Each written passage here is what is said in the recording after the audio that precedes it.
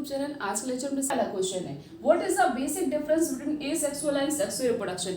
इस क्वेश्चन में ये पूछा गया है कि बेसिक डिफरेंस बताना किसके किसके बीच में, एसेक्सुअल और सेक्सुअल रिप्रोडक्शन के बीच में। कभी भी अगर हम डिफ्रेंशिएट करें, मीन्स अगर कभी भी किसी भी चीज का डिफ्रेंशिएशन करें, डिफरेंस लिखें, तो हमेशा सबसे बेस्ट ऑप्शन होता है कि हम कॉलम बना के लिखें। तो एक तरफ हम लिखेंगे सेक्सुअल और एक तरफ लिखेंगे एसेक्सुअल और एक तरफ लिखेंगे सेक्सुअल। एसेक्सुअल क्या होता है, एसेक्सुअल रिप्रोडक्शन में एक सिंगल पेरेंट से जो है नई स्पीसीज का फॉर्मेशन होता है। एसेक्सुअल रिप्रोडक्शन में एक सिंगल पेरेंट से न्यू स्पीसीज का फॉर्मेशन होता है, उसे कहते हैं एसेक्सुअल रिप्रोडक्शन। और सेक्सुअल रिप्रोडक्शन में दो गैमेट्स का इन्वॉल्वमेंट होता है, मीन्स टू पेरेंट इन्वॉल्व होते हैं, तब जाके जो है नई स्पीसीज का फॉर्मेशन होता है। ये तो एक डिफरेंस हो गया।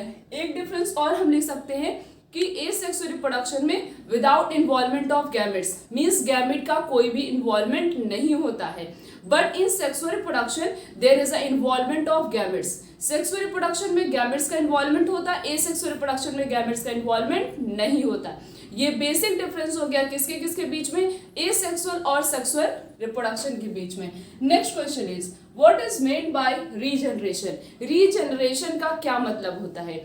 रीजनरेशन का मतलब होता है कुछ ऑर्गेनिज्म, कुछ स्पीसीज ऐसी होती हैं जिनके अंदर ये कैपेसिटी होती कि वो अपनी बॉडी एक बार लॉस करके दोबारा से एग्जैक्ट वैसी बॉडी वो क्या कर सकती हैं, रीगेन कर सकती हैं। और ये कैपेसिटी सब कुछ ऑर्गेनिज्म के अंदर ही प्रेजेंट होता है। ज्यादातर ऐसी कैपेसिटी सिर्फ और सिर्फ यूनिसेलर ऑर्गेनिज्म के अंदर प्रेजेंट होता है, मल्टीसेलर ऑर्गेनिज्म के अंदर नहीं प्रेजेंट होता है। क्यों? क्योंकि यूनिसेलर ऑर्गेनिज्म, यूनिसेलर नाम से पता चला, यूनिसेलर मीन्स एक सेल से, जिनकी बॉडी एक सेल से मिलकर बनी होती है उन्हें कहते हैं यूनिसेलर। तो उनकी बॉडी इजीली जो है डिवाइड हो सकती है और उनके अंदर खुद कैपेसिटी ये होती है कि अपनी बॉडी को जो है मतलब डिवाइड कर सके या एक बार लॉस करके दोबारा से एग्जैक्ट वैसी बॉडी वो रिगेन कर सकते। बट मल्टीसेलर ऑर्गेनिज्म की बॉडी बहुत ज़्यादा कॉम्प्लेक्स होती है और उनके अंदर ये कैपेसिटी नहीं प्रेजेंट होती। तो रीजनरेशन का मतलब होता है एक बार बॉडी को लॉस करना,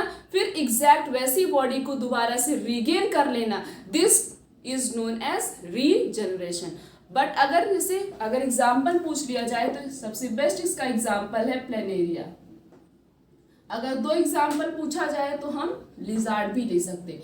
ये दोनों के अंदर ये कैपेसिटी होती है कि एक बार ये बॉडी लॉस करते हैं, दोबारा से एग्जैक्ट बॉडी को फिर से रीगेन कर लेते हैं। Next question is, explain the vegetative propagation. पहले तो ये बताना है कि वेजिटेटिव प्रोपोगेशन क्या होता है और साथ में उसका दो एडवांटेज लिखना है। वेजिटेटिव प्रोपोगेशन, वेजिटेटिव प्रोपोगेशन का मतलब होता है ऐसा मेथड जिसमें प्लांट का कोई भी एक्स पार्ट मिल जाए, मीन्स या तो उसका हमें लीफ मिल जाए, या तो उसके स्टेम से, या तो उसके रूट से। हम क्या करेंगे, ये प्लांट का क्या हो गया, एक्स पार्ट हो गया। इस पार्ट से हम क्या करेंगे, नए प्लांट की ग्रोथ कराएंगे, नया प्लांट प्रोड्यूस करेंगे, उसे कहते हैं वेजिटेटिव प्रोपोगेशन। प्लांट का कोई भी एक्स पार्ट मिल जाए, उससे हम नई स्पीसीज का फॉर्मेशन करेंगे। This method is known as vegetative propagation. Next is advantage लिखना है। वेजिटेटिव प्रोपोगेशन का एडवांटेज ये होता है बहुत कम समय में बहुत सारी नई स्पीसीज बन जाती हैं। और दूसरा ये एडवांटेज होता है कि इसमें जो स्पीसीज बनती हैं वो एग्जैक्ट कॉपी होती हैं किसकी, अपने पेरेंट्स के। Next question is, name 3 common method which are used for the artificial propagation of the plant. 3 common method का नाम बताना है जो कि आर्टिफिशियल प्रोपोगेशन ऑफ प्लांट के लिए यूज किया जाता है। बस नाम बताना, उसे एक्सप्लेन नहीं करना है। 3 मेथड है। सबसे पहला क्या है, कटिंग, दूसरा होता है लेयरिंग और तीसरा कौन सा है, ग्राफ्टिंग। ये 3 कैसे मेथड होते हैं, आर्टिफिशियल प्रोपोगेशन मेथड होते हैं जो किसमें यूज किए जाते हैं, प्लांट्स में। Next question is, write the difference between binary fission and multiple fission. Binary fission और मल्टीपल फिजन के बीच में डिफरेंशिएशन लिखना। कॉलम बना लेंगे, एक तरफ लिखेंगे बाइनरी फिजन, दूसरी तरफ लिखेंगे हम मल्टीपल फिजन।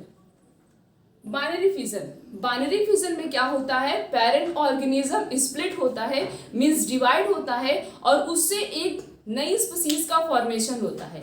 बाइनरी फिजन में क्या होता है, पेरेंट ऑर्गेनिज्म डिवाइड होता है और एक या दो नई स्पीसीज का फॉर्मेशन करता है, न्यू स्पीसीज प्रोड्यूस करता है, उसे कहते हैं बाइनरी फिजन। और बाइनरी फिजन एक तो डिफरेंस ये हो गया, दूसरा हम इसका एग्जाम्पल लिख सकते हैं। बाइनरी फिजन का सबसे बेस्ट एग्जाम्पल क्या है, अमीबा। अमीबा में क्या होता है, binary fission. Next is multiple fission. नाम से पता चला, multiple means parent organism split करता है और वो एक से ज्यादा नई स्पीसीज का फॉर्मेशन करता है। पेरेंट ऑर्गेनिज्म डिवाइड करता है और वो अब एक से ज्यादा न्यू स्पीसीज का फॉर्मेशन करता है, उसे क्या बोलते हैं, उसे कहते हैं मल्टीपल फिजन। मल्टीपल फिजन का एग्जाम्पल हो गया प्लाज्मोडियम। मल्टीपल फिजन का एग्जाम्पल क्या हो गया, प्लाज्मोडियम। और बाइनरी फिजन का सबसे बेस्ट एग्जाम्पल क्या है, अमीबा। मल्टीपल फिजन का plasmodium. Next question is write two advantage of tissue culture. इसमें टिश्यू कल्चर का दो एडवांटेज लिखना है। टिश्यू कल्चर का सबसे पहला एडवांटेज ये हो गया कि ये बहुत ही ज्यादा फास्ट टेक्निक होती है। कैसी टेक्निक होती है, बहुत ज्यादा फास्ट टेक्निक होती। और इसमें जो नए प्लांट को हम प्रोड्यूस करते हैं वो कैसा होता है, डिजीज फ्री होता है, उसको कोई भी डिजीज नहीं होती। क्यों नहीं होती, क्योंकि हम हार्मोन्स और न्यूट्रिएंट की प्रेजेंस में प्लांट की ग्रोथ कराते हैं और उसको पहले से ही रजिस्ट कर देते हैं कि उसमें कोई भी डिजीज कॉज ना हो, मीन्स कोई भी पैथोजन उसके ऊपर अटैक ना करे। तो सबसे पहला एडवांटेज यही है कि ये बहुत ही ज्यादा फास्ट टेक्निक होती, बहुत कम समय में ही मल्टीपल प्लांट की ग्रोथ करा सकते हैं और डिजीज फ्री प्लांट बनाते। जो नया प्लांट प्रोड्यूस होता है वो कैसा होता है, डिजीज फ्री होता है। The next question is what is micro propagation. Micro propagation क्या होता है, माइक्रो प्रोपोगेशन का मतलब होता है कि एक समय में ही मल्टीपल प्लांट, मतलब एक टाइम में, सेम टाइम में हम बहुत सारे प्लांट की ग्रोथ कराते हैं, उसे कहते हैं माइक्रो प्रोपोगेशन। जैसे टिश्यू कल्चर में क्या किया जाता है, बहुत कम समय में ही बहुत सारे प्लांट की ग्रोथ कराई जाती है। This process is known as micro propagation. The next question is what is implantation. Implantation क्या होता है, इम्प्लांटेशन का मतलब होता है, इम्प्लांटेशन का मतलब होता है attachment of embryo to the uterus wall. Uterus की वॉल से एम्ब्रियो का अटैचमेंट होना, this process is known as implantation. What is implantation, implantation means attachment of embryo to the uterus wall. Uterus की inner की wall से embryo का attachment होना, उसे कहते हैं implantation. Next question is write the name of sexually transmitted disease which is caused by bacteria. कुछ ऐसे सेक्सुअली ट्रांसमिटेड डिजीज का नाम बताओ जो किससे होता हो, बैक्टीरिया से होता है। सबसे पहला है सिफिलिस। बुक में दो ही नाम लिखे गए और दो ही नाम पूछा भी जाता है। और दूसरा होता है गोनोरिया। कौन सा है, सिफिलिस और गोनोरिया। दो ऐसी सेक्सुअली ट्रांसमिटेड डिजीज होती हैं जो किससे होता है, बैक्टीरिया से। Next question is what is heredity. Heredity का मतलब होता है कैरेक्टर का ट्रांसमिशन होना, parent to their progeny. This process is known as heredity, means transmission of character from their parent to their progeny. Parent से उनकी progeny में या उनकी ऑफस्प्रिंग हम बोले, किसका ट्रांसमिशन होना, कैरेक्टर का ट्रांसमिशन होना। This process is known as heredity. The next question is why Mendel law were not accepted. Mendel के लॉ को एक्सेप्ट क्यों नहीं किया जा रहा था, इसके पीछे क्या रीजन था। इसके पीछे सबसे पहला रीजन ये था कि उस समय की कम्युनिकेबल सिस्टम इतना अच्छा नहीं था कि वो किसी से कम्युनिकेट कर सके, जो है अपने लॉ को बता सके।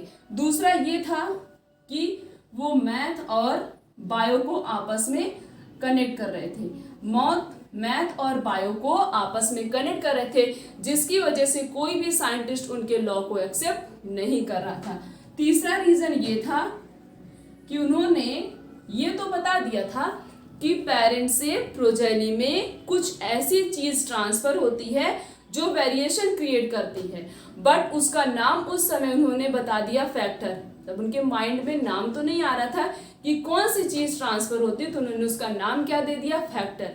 बोला फैक्टर, मतलब कोई फैक्टर जाता है पेरेंट्स उनकी ऑफस्प्रिंग में जो क्या करता है, वेरिएशन क्रिएशन लाता है, मीन्स वेरिएट क्रिएट करता है दोनों के बीच में, और उस समय उसका नाम क्या रखा गया था, फैक्टर।